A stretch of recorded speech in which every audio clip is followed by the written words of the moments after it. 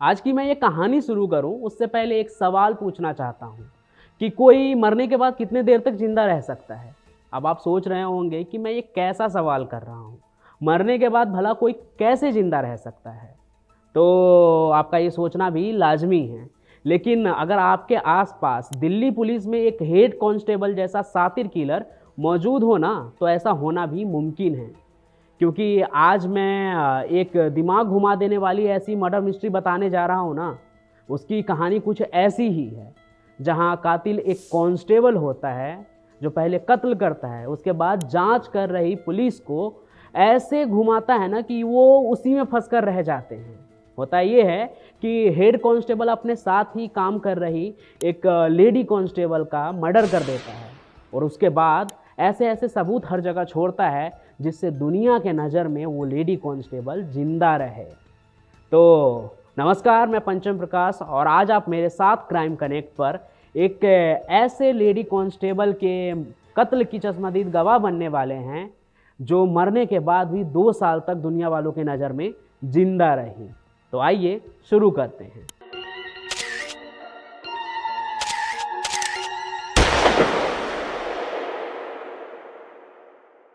अमूमन जब भी कोई कत्ल होता है ना, तो उसके कातिल को पकड़ने की जिम्मेदारी पुलिस वालों की होती है। लेकिन जब कत्ल ही पुलिस वाला कर दे कोई, तो उसे कौन पकड़ेगा। आज की कहानी कुछ ऐसी ही है। दिल्ली पुलिस में कांस्टेबल रहे मोना यादव और हेड कांस्टेबल रहे सुरेंद्र राणा की है। होता ये है कि बुलंदशहर की मोना यादव दिल्ली पुलिस ज्वाइन करती है 2014 में। उससे 2 साल पहले सुरेंद्र राणा भी दिल्ली पुलिस ज्वाइन करता है। मोना यादव जो होती है वो लेडी कांस्टेबल होती है, वहीं जो सुरेंद्र राणा होता है वो हेड कांस्टेबल होता है और वो पीसीआर वैन का ड्राइवर रहता है। लेकिन आगे चलकर मोना और सुरेंद्र दोनों की जो पोस्टिंग होती है ना, जो ड्यूटी होता है, वो कंट्रोल रूम में ही लग जाता है। वहाँ उन दोनों की मुलाकात होती है और बातचीत होती है। फिर दोनों की जो मुलाकात और बातचीत जो होती है वो एक गहरे दोस्ती में बदल जाता है। अब यहाँ पे देखिए, जो मोना यादव है वो भले ही दिल्ली पुलिस में बस एक कांस्टेबल थी, लेकिन उसका पढ़ने लिखने में बड़ा ही मन लगता था। तो और उसका सपना भी ये था कि उसे बस एक कांस्टेबल बन के नहीं रहना था, बल्कि उसे देश के सबसे टफ परीक्षा को क्रैक करके, यूपीएससी जैसे परीक्षा को क्रैक करके आईपीएस ऑफिसर बनने का सपना था। और इसके लिए वो काफ़ी मेहनत करती थी। और यूपीएससी के तैयारी के दौरान ही ना वो यूपी पुलिस का भी परीक्षा देती है, जिसमें वो आगे चलकर पास भी हो जाती है, जिसके बाद वो सिपाही से सीधे इंस्पेक्टर बन जाती है। अब जब वो यूपी पुलिस की परीक्षा पास कर जाती है तो दिल्ली पुलिस में जो कांस्टेबल पद से वो इस्तीफा दे देती है। लेकिन ऐसा नहीं था कि वो जाकर यूपी पुलिस में इंस्पेक्टर के पद को ज्वाइन कर लेती है, बल्कि वो ये ठानती है कि उसे यूपीएससी की तैयारी करनी है और सीधे आईपीएस ऑफिसर बनना है। और अपने इसी सपने को लेकर वो दिल्ली वापस आ जाती है और दिल्ली के मुखर्जी नगर में एक पीजी ले लेती है और यूपीएससी की तैयारी करना शुरू कर देती है। अब ये सब जानते हैं कि जो भी लोग यूपीएससी की तैयारी करते हैं उनका दिनचर्या कैसा होता है। तो ऐसे ही मोना का भी पूरा शेड्यूल रहने लगा। वो काफ़ी बिजी रहने लगी, अपने पढ़ाई पर पूरा फोकस लगाने लगी। इससे हुआ ये कि जो मोना और सुरेंद्र की जो मुलाकातें होती थी ये अब कम होने लगी। वो एक दूसरे से ज़्यादा नहीं मिल पा रहे थे और जो ये सुरेंद्र राणा था वो इसी बात से काफ़ी परेशान चल रहा था। अब यहाँ पे सुरेंद्र राणा ये सोचने लगता है कि मोना जिस तरह से तैयारी कर रही है वो एक दिन आईपीएस ऑफिसर भी बन जाएगी, और जब वो आईपीएस ऑफिसर बन जाएगी तो भला एक मामूली से हेड कांस्टेबल को क्यों भाव देगी। अब अपने इसी सब चीज़ को सोच कर वो उसे कहता है कि तुम मुझसे शादी कर लो। लेकिन ये जो सुरेंद्र राणा होता है वो पहले से भी शादीशुदा होता है, उसके बावजूद भी वो मोना से कहता है कि तुम शादी कर लो। लेकिन मोना का कोई शादी का इरादा नहीं था। उसका जो पूरा फोकस जो था उसका वो यूपीएससी को लेकर था, उसकी तैयारी को लेकर था, इसलिए वो मना कर देती है। इन दोनों के बीच बातचीत चलती रहती है, समय गुजरता है धीरे धीरे और आ जाता है साल 2021। जब सितंबर में एक बार फिर से ये दोनों मिलते हैं। यहाँ भी जो सुरेंद्र राणा जो होता है उससे शादी कर लेने के लिए कहता है, लेकिन मोना राजी नहीं होती है और इसी बात को लेकर दोनों का झगड़ा होता है। और इस झगड़े के दौरान वो दोनों गाड़ी में होते हैं। तो सुरेंद्र राणा क्या करता है, अपनी गाड़ी में मोना को लेकर बुराड़ी की तरफ निकल जाता है। जब मोना नहीं मानती है तो वो उसका गला दबाकर वहीं पर उसका गला घोंट के मार देता है। अब यहाँ पे जो सुरेंद्र राणा होता है वो मोना को मार तो देता है, लेकिन उसे दुनिया वालों की नज़र में मोना को जिंदा रखना था ताकि वो खुद बच सके।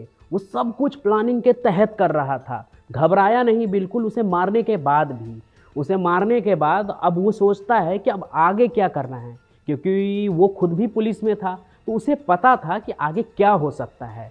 अब अगर मोना की लाश मिल जाती तो बहुत जल्दी से पुलिस वाले इस सुरेंद्र राणा को धर दबोचते। इसलिए वो सोचता है सबसे पहले लाश को ऐसे ठिकाने लगाना है कि वो कभी मिले ही ना।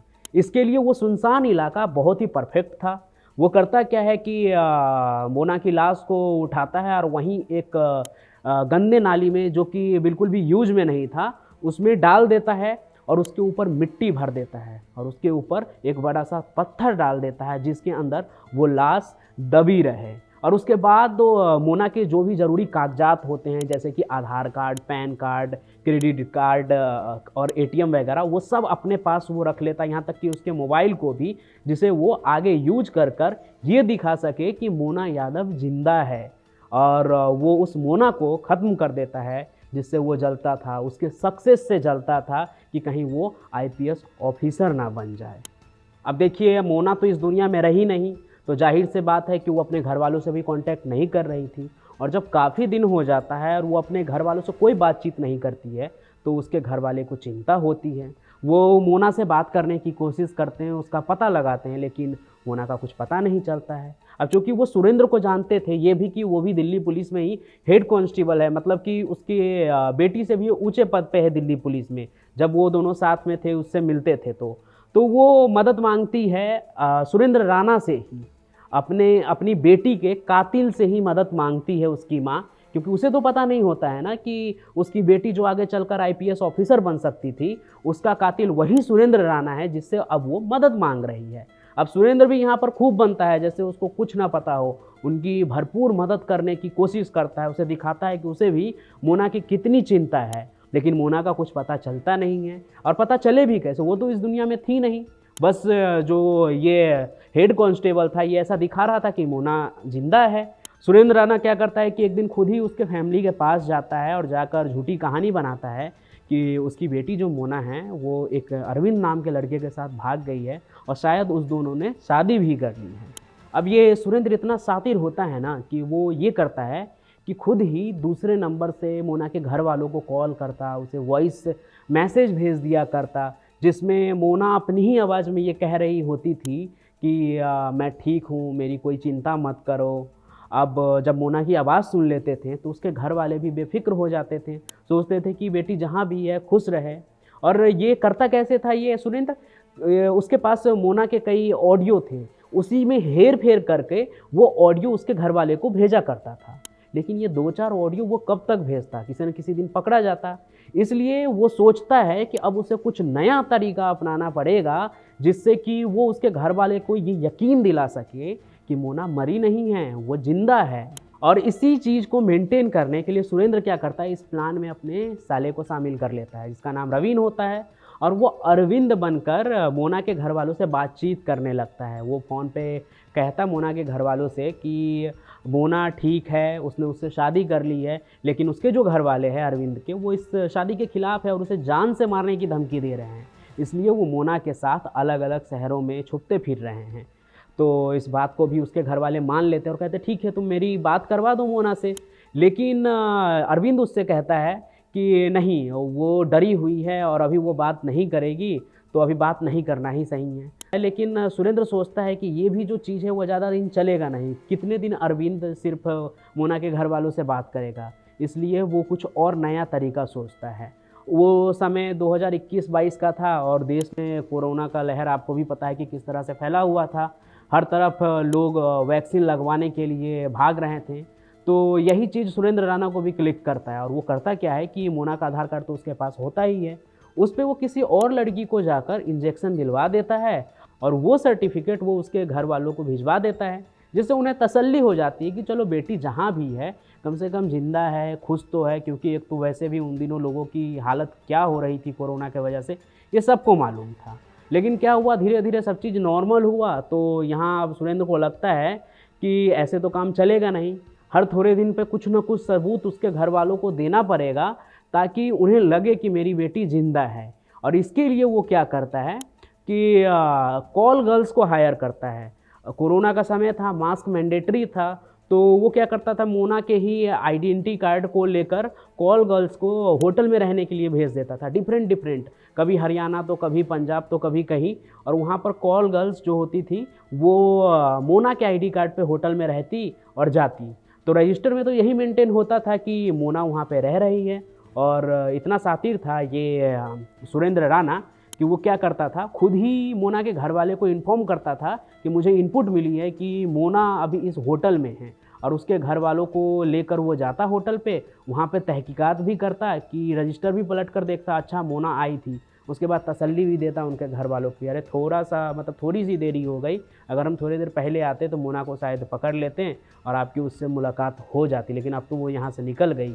अब ऐसे करके वो उसके परिवार वाले को बेवकूफ़ बनाता रहा और ये भी यकीन दिलाता रहा कि उसकी बेटी जिंदा है। अब मोना लगभग 2 साल से गायब थी, ऊपर से कोरोना का माहौल भी अब धीरे धीरे शांत होने लगा था। तो मोना के घर वाले और ख़ासतौर पे उसकी बहन को ये शक होता है कि अगर मोना ने चलो भाग के शादी कर भी ली तो अब तो काफ़ी वक्त हो गया वापस लौट आए। तो उन्हें चिंता होती कि कुछ ना कुछ तो बात ज़रूर है जो हमें पता नहीं है। इसलिए इस मुद्दे को वो सीधे कमिश्नर के पास लेकर जाती है। कमिश्नर भी इस पूरे मुद्दे को गंभीरता से लेते हैं और उसके बाद ये जो पूरा केस होता है मोना का मिसिंग केस, इसको क्राइम ब्रांच को सौंप देती है। अब क्राइम ब्रांच के हाथ में जाते ही इस केस में नए सिरे से इन्वेस्टिगेशन शुरू हो जाता है और सबसे पहले वो मोना के घर वालों से ही बातचीत शुरू करते हैं कि आखिर क्या हुआ, कब वो लापता हुई। तो सब कुछ वो बताते हैं कि सितंबर का वो महीना था 2021 का, जब मोना से उससे बातचीत होना बंद हो गया था। उसके बाद कॉल्स आने लगे कि मोना से अरविंद नाम के लड़के ने शादी कर लिया। तो सब कुछ पुलिस अच्छे से सुनते, उसके बाद उन्हें जो सामने कुछ दिखता है वो बस चंद नंबर होते हैं जिससे मोना के घर वालों को कॉल आया हुआ होता है। इसलिए वो उस नंबर के साथ ही जांच पड़ताल शुरू करते हैं, पता करते हैं कि आखिर ये नंबर से कॉल करने वाला अरविंद है कौन। जब ये इस नंबर्स की जांच पड़ताल होती है तो पता चलता है कि ये नंबर किसी अरविंद नाम के आदमी पर रजिस्टर ही नहीं है, ये तो किसी राजपाल नाम के आदमी का नंबर है। तो यहाँ पे नंबर तो फर्जी निकलता है। और जब पुलिस चेक करती है उस फॉर्म को जो सिम कार्ड कंपनी सिम खरीदने वालों से लेती है, तो उस पर एक पिक्चर होता है। उस पिक्चर को जो क्राइम ब्रांच वाले होते हैं वो मोना के घर वालों को दिखाते हैं। उसके घर वाले उस पिक्चर में जो आदमी होता है उसे पहचान लेते हैं कि ये राजपाल है। अब राजपाल रवीन का दोस्त होता है। तो यहाँ पर पुलिस के लिए सवाल होता है कि रवीन कौन है। तो मोना के घर वाले बताते हैं कि रवीन जो है वो सुरेंद्र राणा का साला है, लेकिन उन्हें ये पता चला कि ये नंबर जो है सुरेंद्र का जो साला है रवीन, उसके दोस्त राजपाल का है। तो सबसे पहले राजपाल को क्राइम ब्रांच दबोचती है। उसके बाद जब राजपाल पकड़ा जाता है तो सुरेंद्र राणा का जो साला होता है रवीन, उसे भी पकड़ा जाता है। अब इन दोनों से खूब पूछताछ होती है, पुलिस एकदम तबीयत से उनसे पूछताछ करती है। उसके बाद वो टूट जाते हैं और वो सारा जो राज होता है सुरेंद्र राणा को, जिसको वो पूरे 2 साल से मेंटेन करते आ रहा था, एक मुर्दा को वो पिछले 2 साल से जिंदा रखते हुए आ रहा था, ये सभी राज अब क्राइम ब्रांच के आगे खुल गए थे। अब क्राइम ब्रांच को पता चल गया था कि इन सभी मामले के पीछे सुरेंद्र राणा है। उसका जो साला होता है और साले का दोस्त राजपाल, वो भी गवाही दे देता है कि भाई इस सब चीज़ के पीछे सुरेंद्र राणा ही है। तो पुलिस उससे पूछता है कि आखिर उसका लाश कहाँ है मोना का। तब जाकर बताता है ये सुरेंद्र राणा कि उसके लाश को उसने कहाँ ठिकाने लगाया था। उस नाले के अंदर, पत्थर के अंदर जो मिट्टी था उसके अंदर मोना की लाश जो दबी थी वो अब कंकाल में बदल गया होता है। उस कंकाल को बाहर निकाला जाता है, उसके डीएनए सैंपल को लिया जाता है जिसको जांच के लिए भेज दिया जाता है ताकि उसके फैमिली मेम्बर के साथ तो उसका मैचिंग करके रिजल्ट पता कर सके। अब यहाँ पर जो ये पूरा मामला सामने आता है, इसकी रिपोर्टिंग 2 साल पहले हुई थी। सितंबर में वो मिस हुई थी मोना यादव। उसके बाद अक्टूबर में कंप्लेंट लिखाया गया था। अगर इस पूरे मामले पर उसी समय कार्रवाई हो जाती तो मोना यादव मरने के बाद भी 2 साल तक जिंदा नहीं रहती। उसके घर वाले पल पल उसका इंतज़ार नहीं कर रहे होते। हालांकि इस पूरे मामले में एक चीज़ और भी जो है वो देखने और सोचने लायक ये है कि इस पूरे मामले में एक लेडी कांस्टेबल मरती है, वो भी दिल्ली पुलिस की होती है। उसके बाद उसका जो कत्ल करता है, जो हेड कांस्टेबल होता है सुरेंद्र राणा, वो भी दिल्ली पुलिस में होता है। और फिर इस पूरे मर्डर मिस्ट्री को सॉल्व करने वाले भी दिल्ली पुलिस ही होते हैं। तो यहाँ पे एक ये भी हमारे पास मैसेज निकल कर सामने आता है कि जहाँ बुराई है तो वहाँ अच्छाई भी है, लेकिन हमें जो है अच्छाई की तरफ ही बढ़ना चाहिए। फ़िलहाल आज की इस कहानी में बस इतना ही। हम अपने चैनल क्राइम कनेक्ट पर ऐसे ही क्राइम और क्रिमिनल से जुड़ी कहानियाँ लेकर आते रहेंगे, ऐसे ही मर्डर मिस्ट्री लेकर आते रहेंगे आप लोगों के लिए, ताकि आप इसे देखें, समझें, जागरूक हो और ऐसी कोई भी आसपास में घटनाएं हो रही है तो उसके बारे में आपको पता चल सके, ताकि आप इन सभी चीज़ों से बचे रहें। नए सफ़र में मैं आऊँगा फिर नए कहानियों के साथ। तब तक आप स्वस्थ रहिए, सुरक्षित रहिए, सतर्क रहिए और रहिए सावधान। तब तक के लिए धन्यवाद।